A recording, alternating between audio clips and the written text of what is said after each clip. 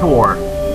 The early 20th century could be said to have marked an era of total bloodshed. The First Great War only served as a catalyst for the next. According to Daniel Yergin, the Second World War began with the imperialistic Japanese. In 1923, FDR questioned the credibility of Japan as the awakening monster planned its imperial agenda across the Pacific. This rising tide would soon become a rising sun, glistening its blinding light into Manchuria despite what the League of Nations demanded. Yergin claims that, quote, in the early 1930s, soon after the Manchurian affair began, the Japanese government sought to assert domination over the oil industry to serve its own needs, end quote. After all, how else was Japan going to fuel its suicide planes? By 1937, the synthetic oil industry law was passed, which provided a 7-year plan aimed at producing synthetic fuels for a total war economy for Japan. Ultimately, Japan's strive for less dependency on the US for oil would lead it to war. This was enough of a suspicion for the US to believe Japan would target American soil in the near future. Japanese schools even taught how the ABCD powers, America, Britain, China, and the Dutch, were attempting to suffocate Japan's industrial might. To weaken Japanese strength, while still maintaining peace, the US chose to set an embargo on 87 octane fuel or higher with Japan, therefore choking its ability to fuel its planes.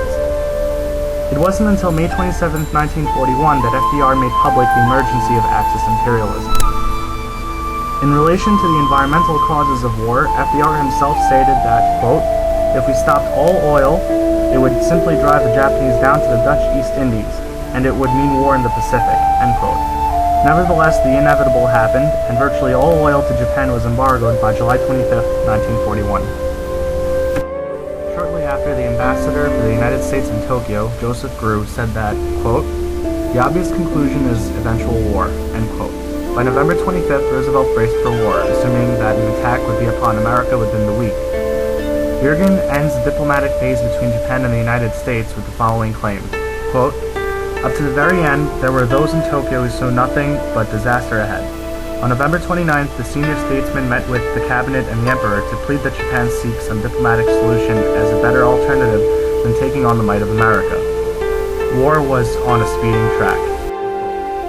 Finally, on December 7, 1941, the undetected Japanese task force attacked Pearl Harbor, beginning the war for oil.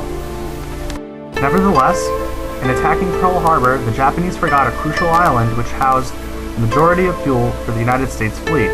That island was Oahu.